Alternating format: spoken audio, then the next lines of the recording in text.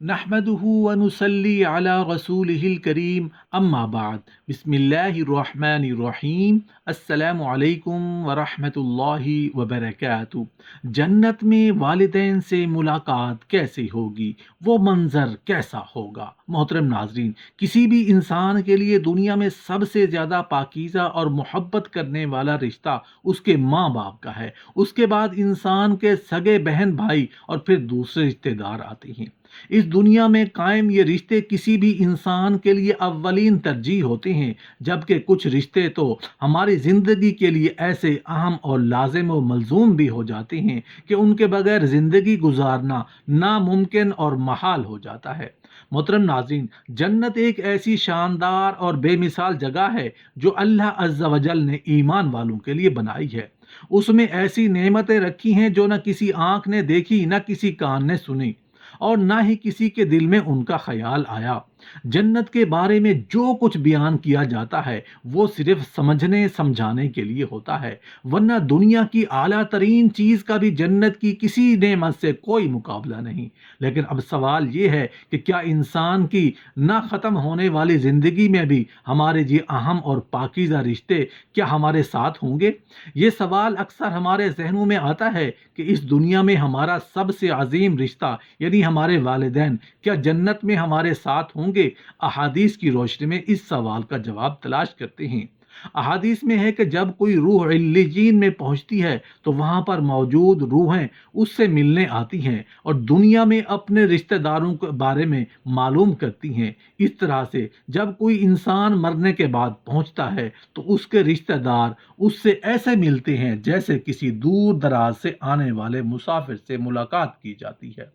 اور دونوں آپس میں مل کر بہت خوش ہوتے ہیں۔ ارشاد باری تعالیٰ ہے، اے میرے بندو، آج تم پر نہ کوئی خوف طاری ہوگا اور نہ تم غمگین ہوں گے۔ میرے وہ بندے جو ہماری آیتوں پر ایمان لائے تھے اور فرما بردار رہے تھے، تم بھی اور تمہاری بیویاں بھی خوشی سے چمکتے چہروں کے ساتھ جنت میں داخل ہو جاؤ۔ ان کے آگے سونے کے پیالے لائے جائیں گے اور اس جنت میں ہر وہ چیز ہوگی جس کی دلوں کو خواہش ہوگی اور جس نے آنکھوں کو لذت حاصل ہوگی، اور ان سے کہا جائے گا کہ اس جنت میں تم ہمیشہ رہو گے۔ جب ایک بندہ جنت میں چلا جائے گا اور اس کے رشتہ داروں سے اس کا مقام ذرا نچلا ہوگا، سمجھ لیجئے دادا جی اوپر ہیں، بہت اونچے مقام پر ہیں، اور اس کے پوتے کو یا اپنے ہی بیٹے کو نیچے مقام ملا۔ اب رشتہ دار تو ہے، رشتہ تو ہے، رشتہ بھی خون کا ہے، تو اللہ تعالیٰ اس بندے پر یہ فضل کرے گا کہ اس کی رشتہ داریوں کی نیکی کی وجہ سے، چونکہ وہ اوپر ہے، اس کے نیچے والے کا بھی درجہ بڑھا کے ان کے ساتھ شفٹ کر دے گا۔ سبحان اللہ۔ تو جو نچلے مقام والا ہے اوپر والے مقام پر خود بخود شفٹ ہو جائے گا، تو ملاقات بھی ہوگی، بات چیت ہوگی، کھانے بنیں گے، تکیے لگیں گے، جام چھلکیں گے، شراب پی جائے گی، لیکن وہ ایسی گندی شراب نہیں بنے گی جس کو پی کر انسان اور جانور میں فرق سمجھ میں نہیں آ رہا ہوتا، جس سے نشے نہیں چڑھیں گے۔ ایسی لذت کی ہر بار پینے کے بعد نیا ہوگا، اور یہ بھی ہوگا کہ لوگ دنیا کی باتیں بھی کریں گے، اور اس کا کیا ہوا اور وہ کہاں تھا، فلاں تھا، اس کو تو اسلام کی دعوت دی لیکن کہاں ہے؟ وہ بولیں گے ہاں اس نے کفر کیا، بیچارہ وہ جہنم میں چلا گیا، نہیں آیا اپنے ساتھ۔ تذکرے ہوں گے۔ تو بہرحال جنت میں لوگ ملیں گے، دوست احباب سے ملیں گے، رشتہ داروں سے ملیں گے، اور نیک لوگوں کی وجہ سے نچلے لوگوں کی مجلس سے اوپر والوں کے مقام پر لے کے جائیں گے۔ اس لیے اچھی صحبت اختیار کرنی چاہیے۔ محترم ناظرین، جنتی مردوں کی بیویاں بھی جنت میں ان کے ساتھ ہی ہوں گی اور ایک ساتھ ہی جنت میں رہیں گے۔ وہاں جنت میں انہیں ہر وہ چیز مہیا کی گئی جس کی وہ خواہش کریں گے۔ حضرت ابو حریرہ رضی اللہ عنہ سے روایت ہے کہ رسول اللہ صلی اللہ علیہ وآلہ وسلم نے ارشاد فرمایا، جس وقت کوئی مومن بندہ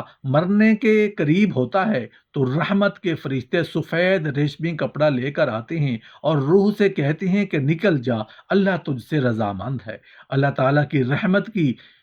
جانب اور اس کے رزق کی جانب اور اپنے پروردگار کی جانب جو کہ غضب ناک نہیں ہے، پھر وہ روح اس طرح معطر حالت میں نکل جاتی ہے جس طرح سے عمدہ خوشبودار مشک، اور فرشتے ہاتھ پر ہاتھ اسے اٹھائے ہوئے آسمان کے دروازوں پر لے جاتے ہیں تو آسمان والے فرشتے کہتے ہیں کیا عمدہ خوشبو ہے جو کہ زمین سے آئی ہے، اور پھر اس کو اہل ایمان کی ارواح کے پاس لاتے ہیں تو وہ ارواح خوش ہوتی ہیں، اور یہ خوشی اس خوشی سے بھی زیادہ ہوتی ہے جو کسی بچھڑے ہوئے کی آمد سے انسان کو میسر آتی ہے۔ پھر وہ پہلے سے موجود مومنین اس نئے آنے والے سے دریافت کرتے ہیں کہ فلاں آدمی نے کیا کیا، فلاں آدمی کا کیا ہوا، یعنی جس شخص کو دنیا میں چھوڑ کر گئے تھے اب وہ کس طرح کے کاموں میں مشغول ہے۔ پھر انہی میں سے چند ارواح آپس میں ایک دوسرے سے کہتی ہیں کہ ابھی ٹھہر جاؤ اور اسے چھوڑ دو کیونکہ یہ دنیا کے غم میں مبتلا تھا۔ یہ روح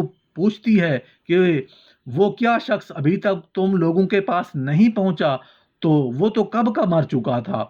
اس پر وہ روحیں کہتی ہیں پھر وہ جہنم میں گیا ہوگا۔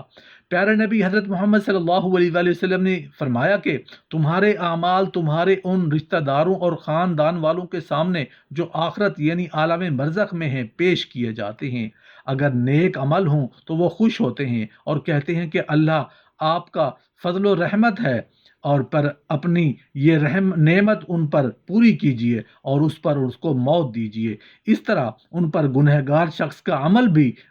پیش ہوتا ہے تو کہتے ہیں کہ اے اللہ اس کے دل میں نیکی ڈال دے جو تیری رضا اور قرب کا سبب ہو جائے۔ مختلف روایات سے معلوم ہوتا ہے کہ جنت میں مختلف رشتہ دار ایک دوسرے کو پہچانتے ہوں گے اور ایک دوسرے سے ملتے جلتے رہیں گے، اور ان میں سے بعض کو ایک ساتھ رکھا جائے گا۔ سورہ طور کی آیت نمبر 21 میں اللہ سبحانہ و تعالیٰ کا فرمان ہے کہ جو لوگ ایمان لائے ان کی اولاد نے بھی ایمان میں ان کی پیروی کی تو ان کی اولاد کو ہم انہی کے ساتھ شامل کر دیں گے اور ان کے عمل میں سے کسی چیز کی کمی نہیں کریں گے۔ حضرت ابن عباس رضی اللہ عنہ سے مروی ہے کہ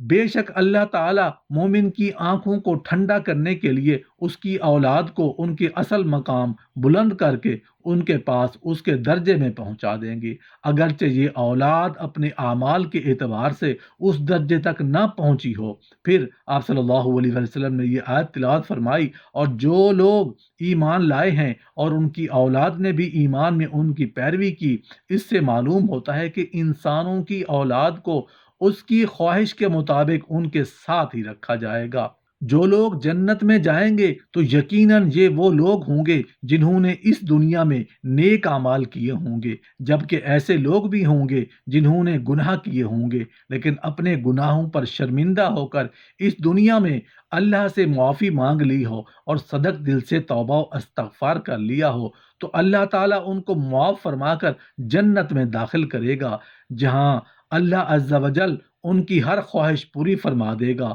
اور یقیناً اس کی خواہش میں سے ایک خواہش یہ بھی ہوگی کہ دنیا میں اس سے جو بھی گناہ سرزد ہو چکے ہوں یا کوئی گناہ والے اعمال کس نے کیے ہوں تو اسے وہ تمام اعمال بھلا دیے جائیں، کیونکہ جنت امن اور سکون کی جگہ ہوگی۔